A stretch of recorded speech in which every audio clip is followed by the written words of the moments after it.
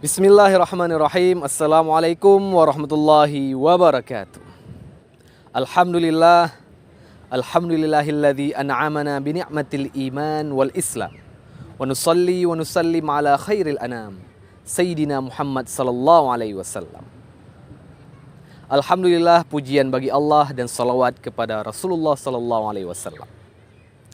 Izinkan saya dalam kesempatan ini untuk berbagi ilmu mengenai akidah atau tauhid, yang mana tema yang akan saya bahas yaitu menjawab pertanyaan-pertanyaan konyol seputar sifat kuasa Allah.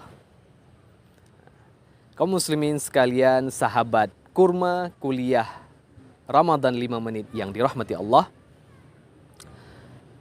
kita sebagai orang mukmin diperintahkan wajib meyakini 6 rukun iman.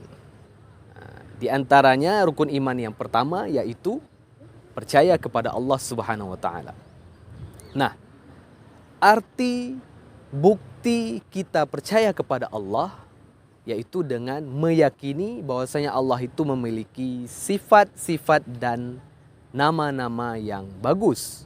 Nah, di antara sifat dan nama-nama tersebut ada satu yang namanya sifat qudrah, qadiran, yang berarti kuasa. Nah, apa itu sifat kuasa? Menurut Syekh Al-Fudhali dalam kitab Kifayatul Awam, sifat kuasa itu yaitu sifatun tu'athiru fil mumkinil wujud awil adam. Sifat Allah yang mempengaruhi sesuatu yang mungkin ada atau mungkin tiada. Jadi sebagaimana Allah katakan dalam Al-Quran, Bismillahirrahmanirrahim, Innallaha ala kulli syai'in qadir. Sesungguhnya Allah itu maha kuasa atas segala sesuatu. Nah, jadi kuasa Allah ini berhubungan dengan sesuatu yang mungkin ada atau tiada. Nah, keberadaan kita hari ini, kita hidup sehat, senang dalam pikiran dan hati, itu semua karena kuasa Allah. Nah, dan karena kuasa Allah pula kita ini kadang berada dalam musibah, sakit, dan sebagainya. Nah, itu semua keadaan baik atau tidak, keadaan senang atau sedih kita, itu sesuatu yang mungkin terjadi. Dan itu semua terjadi karena kuasa Allah. Nah, sekarang ada pertanyaan-pertanyaan. Apakah Allah itu, kalau Allah itu maha kuasa, apakah Allah itu mampu menciptakan Tuhan yang lain? Apakah Allah itu mampu membunuh dirinya sendiri? Nah, dan pertanyaan-pertanyaan lainnya. Nah, sekarang kita lihat, kita tinjau dari definisi yang kami jelaskan di awal tadi, bahwasanya sifat kuasa Allah ini hanya berhubungan dengan sesuatu yang mungkin ada atau tiada. Nah, mungkin ini merupakan salah satu bagian dari hukum akal. Hukum akal itu ada 3, sebagaimana yang dijelaskan oleh ulama-ulama akidah Ahlus Sunnah wal Jamaah. Salah satunya yang dijelaskan oleh gurunda kita, Kiai Haji Imam Zarkashi, yaitu salah satu pendiri pesantren modern Gontor, di dalam kitab Usuluddin yang dipakai oleh para santri di pesantren. Nah, di situ dijelaskan ada 3 hukum akal: wajib, mustahil, dan jaiz. Wajib, sesuatu yang pasti diterima oleh akal, yaitu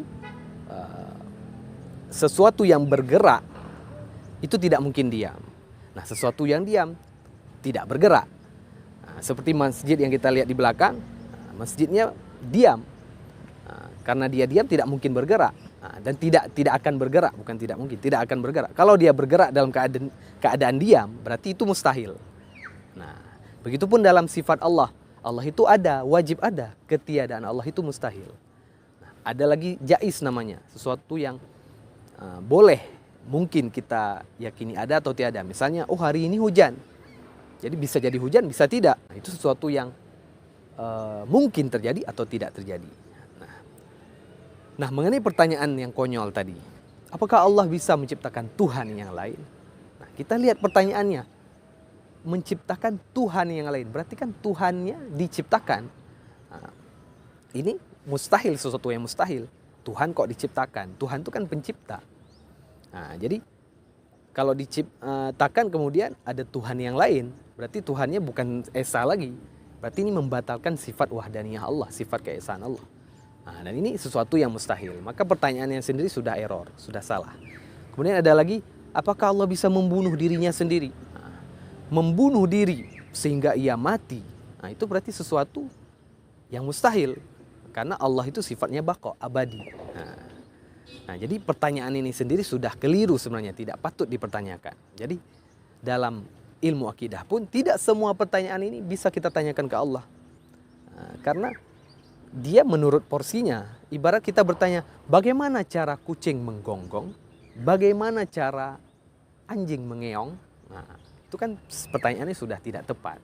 Begitupun ketika kita mempertanyakan sesuatu yang mustahil kepada Tuhan.